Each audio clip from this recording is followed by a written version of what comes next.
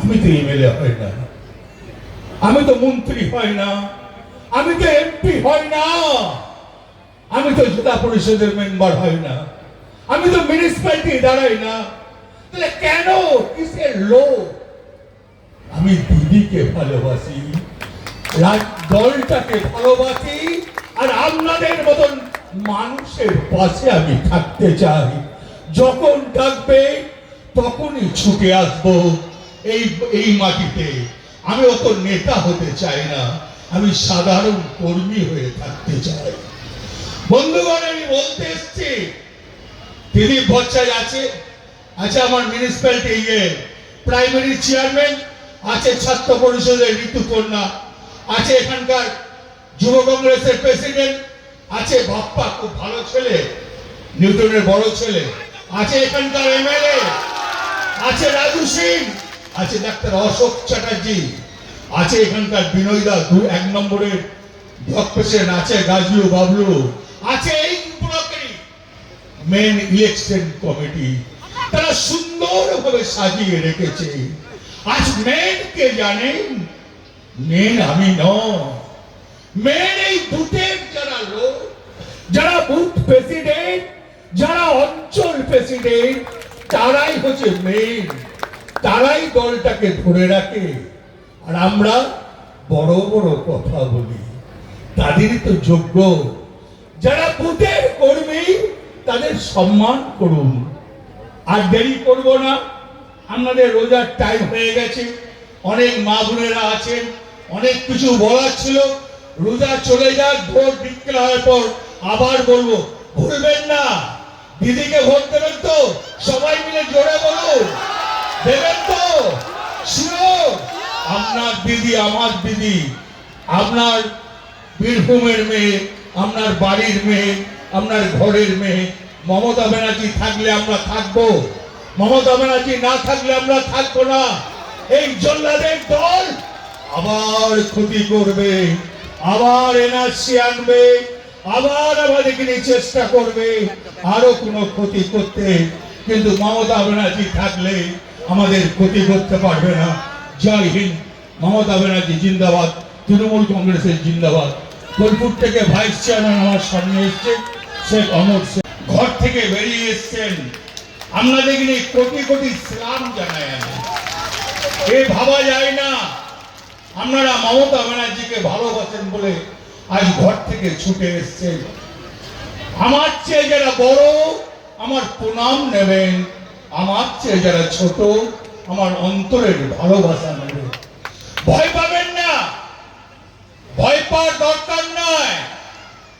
মোদি তুমি মুসলিমকে বাদ দেবে, তুমি ভয় দেখাবে মমতা ব্যানার্জিকে, তুমি ভাবলে আমি 2 কোটি মানুষ পশ্চিম বাংলাতে মুসলিম বাদ দিয়ে দেবো, তাহলে মমতা ব্যানার্জি জিততে পারবে না।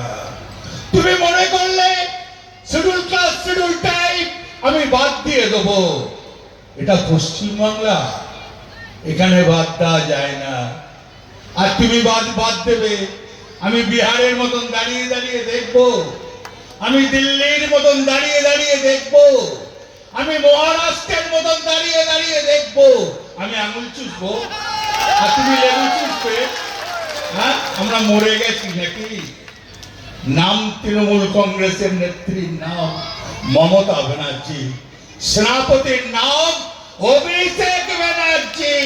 চ্যালেঞ্জ করলাম, ইনশাল্লাহ যতদিন জীবন থাকবে পশ্চিম বাংলার কোন মানুষ বাইরে যাবে না। এই মাটিতে জন্ম, তাদের পূর্বপুরুষ এই মাটিতে আছে। কি অন্যায়? নামটা মুসলিম, নামটা শিডিউল ক্লাস, নামটা বাদ দেই। তোমার লজ্জা লাগে না? তুমি জাতপাতের রাজনীতি করো, তুমি মমতা ব্যানার্জির সঙ্গে লড়াইয়ে পারছো না, তুমি উন্নয়নে পারছো না। তুমি কি করলে? তুমি এসআর করে বললে যে আমি 2 কোটি মানুষকে বাদ দেবো, তারপর এনআরসি করব। এরপর এনআরসি কবে করবে তাকিয়ে দেখতে চাই। আমরা মোরারই বাসিন্দা, আমাদের তো এখানেই জন্ম, এখানেই আমার মা বাবারা পূর্বপুরুষ এই মাটিতেই আছে। তাহলে এই মাটি ছেড়ে কোথায় যাব? এই মাটি ছেড়ে তো কোথাও যাব না, এই মাটিতেই থাকবো। লজ্জা লাগে না? ক্ষেত মজুরের চিন্তা ভাবনা মমতা ব্যানার্জি করে, বেকার ছেলে মেয়েদের চিন্তা মমতা ব্যানার্জি করে। তার জন্যই 1,500 টাকা ভাতা, ক্ষেত মজুরের জন্য 4,000 টাকা ভাতা।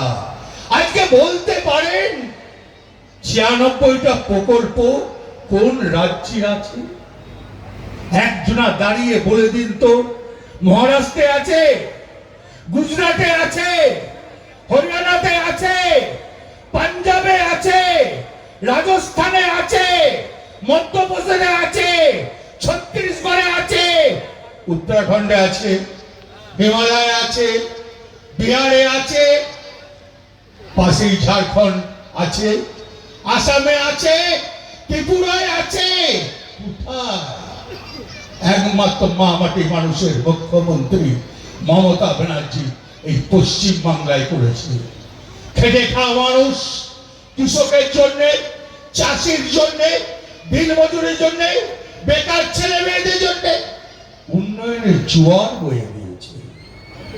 এটা আমরা চোখে দেখতে পাই। আমরা দেখতে পাই স্বাস্থ্য সাথী, আমরা দেখতে পাই পথশ্রী।